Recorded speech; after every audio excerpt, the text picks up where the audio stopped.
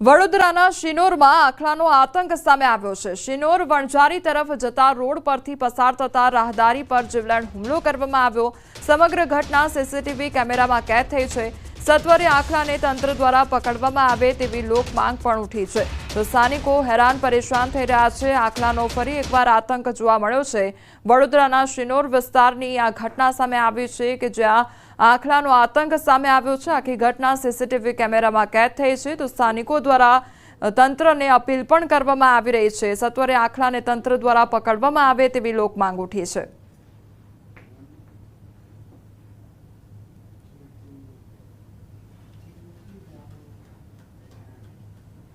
આ તરફ અમરેલીમાં લોહી તરસ્યા દીપડાનો આતંક સામે આવ્યો છે। દીપડાએ હુમલો કરતા આધેડનું મોત નીપજ્યું છે અને ધારીના સોઢાપરા વિસ્તારની આ ઘટના સામે આવી છે। ઘરના ફળિયામાં સૂતા હતા ત્યારે હુમલો કરવામાં આવ્યો હતો। ટૂંકી સારવાર દરમિયાન આધેડનું મોત નીપજ્યું છે। 2 દિવસ પહેલા દીપડાએ હુમલો કર્યો હતો અને ત્યારબાદ સારવાર દરમિયાન આધેડનું મોત નીપજ્યો હોવાનો મામલો સામે આવ્યો છે।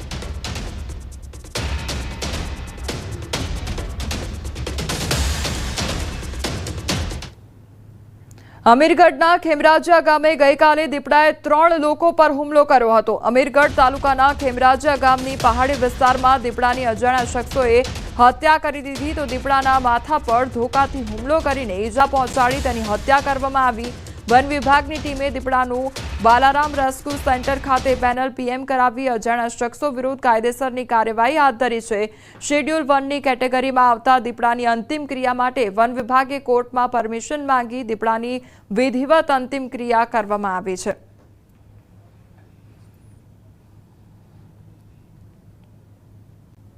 તો અમીરગઢ વિસ્તારનો આ મામલો સામે આવ્યો છે કે જ્યાં દીપડાની દહેશત જોવા મળી અને દીપડા દ્વારા 3 વ્યક્તિઓ પર હુમલો કરવામાં આવ્યો હતો। તો એક તરફ દીપડાનો આતંક જોવા મળી રહ્યો છે તો બીજી તરફ આખલાનો આતંક સામે આવ્યો છે। વડોદરાના શિનોર વિસ્તારની એ ઘટના કે જ્યાં આખલાનો આતંક જોવા મળ્યો છે। બીજી તરફ અમરેલી અને બનાસકાંઠાના એ દ્રશ્યો કે જ્યાં દીપડાની દહેશત જોવા મળી છે। દીપડાના હુમલાને કારણે આધેડનું મોત નીપજ્યો હોવાનો મામલો સામે આવ્યો છે અમરેલીથી।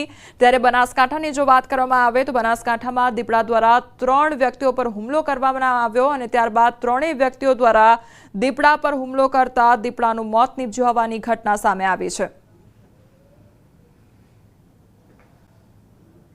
ઝાડ કાપવા બાબતે હત્યા કરનાર ઝડપાયો છે। જાહેરમાં સરઘસ કાઢી પોલીસે કાયદાનું ભાન કરાવ્યું છે। સુરતના સચિન વિસ્તારની આ ઘટના સામે આવી છે।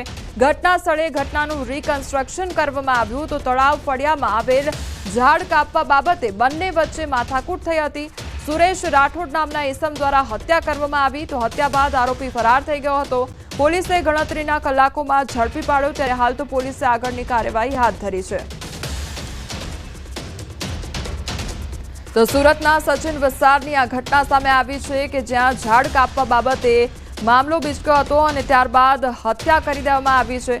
તો હત્યારાને ઘટના સ્થળે લાવીને હવે ઘટનાનું રિકન્સ્ટ્રક્શન કરવામાં આવી રહ્યું છે અને ઝાડ કાપવા બાબતે બોલાચાલી થઈ હતી અને ત્યારબાદ હત્યા નિપજાવી દેવામાં આવી। દાંતા તાલુકાની 39 ગ્રામ પંચાયતો માટે યોજાનારી ચૂંટણીની તડામાર તૈયારી ચાલુ થઈ ગઈ છે અને આજે ઉમેદવારોના ફોર્મની ચકાસણી હાથ ધરવામાં આવી હતી અને 500થી વધુ પ્રિસાઇડિંગ તથા મતદાન કર્મચારીઓને બેલેટ પેપર વડે મતદાન પ્રક્રિયા માટે વિશેષ તાલીમ આપવામાં આવી છે।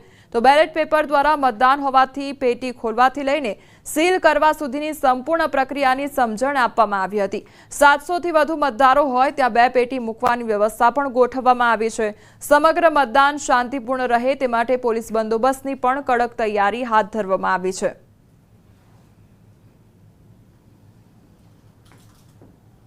પેટીવાળી જે બેલેટ પેપરની ચૂંટણીમાં જે અત્યારે પ્રક્રિયા થઈ રહી છે એમાં અમને આજના દિવસે જે સંપૂર્ણ માહિતી આપી છે એની અંદર બેલેટ પેપરથી નાગરિકતાને ધ્યાનમાં રાખીને કે બેલેટ કેવી રીતે વાળવું એવી સંપૂર્ણ પ્રકારની આ પ્રક્રિયા આજે અમને તાલીમ આપવામાં આવી છે। આગામી 22મી જૂને દોંતા તાલુકામાં સ્થાનિક સ્વરાજ્યની ચૂંટણીઓ યોજાનાર છે અને તેમાં ખાસ કરીને આ વખતે બેલેટ પેપરથી મતદાન કરવાનું થતું હોય આજે પ્રિસાઇડિંગ ઓફિસર શ્રી તેમજ મતદાન મથક ખાતે તાલીમ આપવામાં આવી હતી।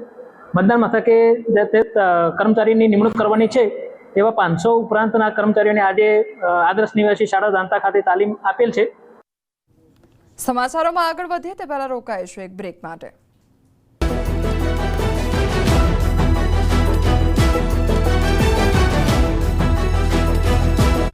કે જેમનો બેઝ એ બેઝ જ ખોટો છે, એમના કોઈ ભ્રમમાં આવતા નહીં, એમની ખોટી વાતોમાં ભરમાતા નહીં, એમના લાલચમાં આવતા નહીં।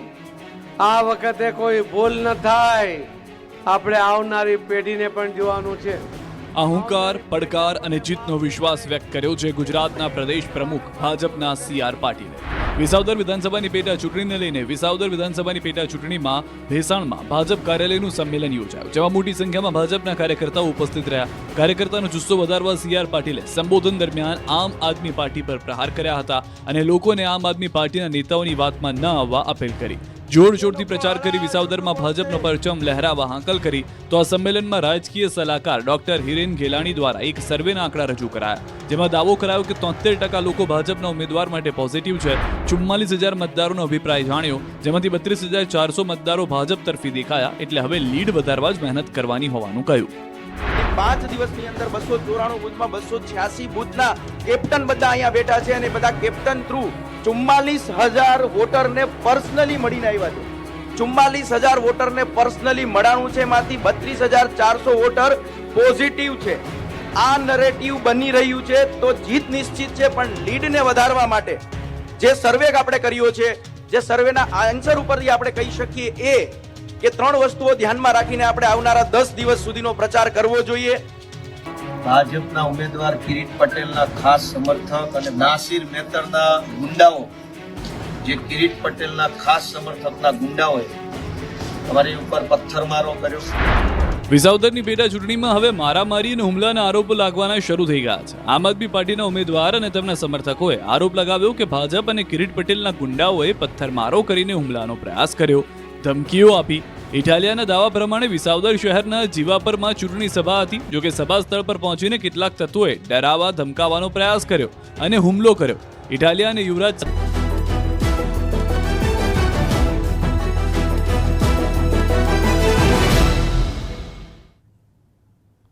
બ્રેક બાદ આપનું સ્વાગત છે। સમાચારમાં આગળ વધીએ તો શાળાઓ ખુલતાની સાથે સ્ટેશનરી ખરીદી માટે વાલીઓની ભીડ જોવા મળી છે અને એક તરફ ભાવ વધારો જોવા મળ્યો છે, તો ભાવ વધારો આવતા વાલીઓ માથે બેવડો માર પડ્યો હોય તે પ્રકારની પરિસ્થિતિ છે। નવા શૈક્ષણિક સત્રના આરંભ સાથે જ વાલીઓએ પાઠ્યપુસ્તક, યુનિફોર્મ, શૂઝ અને સ્ટેશનરી જેવી ચીજવસ્તુઓ ખરીદી શરૂ કરી દીધી છે, પરંતુ આ વર્ષે સ્ટેશનરી સામાનમાં 20 થી 25% ભાવ વધારો નોંધાયો છે। શાળાઓ પહેલેથી જ ફીમાં વધારો કરી ચૂકી છે, જેથી વાલીઓ માટે એક બાળક પાછળ વર્ષનો અંદાજે 50,000 થી 60,000 જેટલો ખર્ચ આવી રહ્યો છે।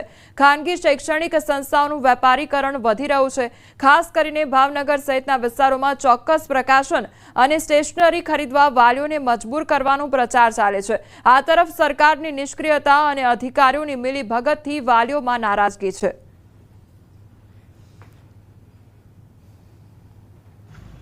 અત્યારે પુસ્તકોની ગવર્મેન્ટ પુસ્તકોની જો વાત કરીએ તો ગવર્મેન્ટ પુસ્તકો લગભગ બધા આવી ગયા છે, માત્ર ચોથાની હિન્દી અને 9માની હિન્દી એ બે નથી આવતી। બાકી જે આગળ પાછળ 3 રાઉન્ડમાં માલ આપ્યો છે અને લગભગ માલ બધો પૂરો કરી દીધો, પણ વેપારીને પોતાની પેમેન્ટની થોડી કન્ડિશનના હિસાબે ઘણાએ ન લીધો હોય આગળ પાછળમાં, એને હિસાબે ઘણા વેપારીને તકલીફ છે। બાકી ગવર્મેન્ટે સમયે પૂરતો માલ આપ્યો છે। ભાવનગર શહેરના વિદ્યાર્થીઓ અને વાલીઓ ખૂબ ભોગવી રહ્યા છે, કારણ કે ભાવનગર જિલ્લા શિક્ષણ અધિકારી કચેરી ખૂબ ઘોર નિંદ્રામાં સૂતી હોય એવું સ્પષ્ટપણે લાગી રહ્યું છે। જ્યારે સરકાર પણ એવા પરિપત્ર કરે છે કે કોઈ સ્કૂલ એક જગ્યાથી ચોપડા લેવાનું નહીં, છતાંય તે ઘણી ભાવનગર શહેરની સ્કૂલો છે કે સ્પષ્ટ છે કે આ બુક સ્ટોલમાં ચોપડા મળશે, અહીંયા ડ્રેસ મળશે। વાલીઓ બિચારા આમથી તેમ દુકાને ભટક્યા છે, કોઈ પણ જગ્યાએ બુક સ્ટોલ ઉપર તમામ ચોપડા અવેલેબલ નથી। ટેક્સ્ટબુક જેટલી કીધી હોય 7 વિષય આવતા હોય એમાંથી 3 જ મળતી હોય, 4 લેવા બીજી જગ્યાએ જવું પડે। રાજકોટ શહેર ટ્રાફિક પોલીસ દ્વારા છકડા ડ્રાઈવ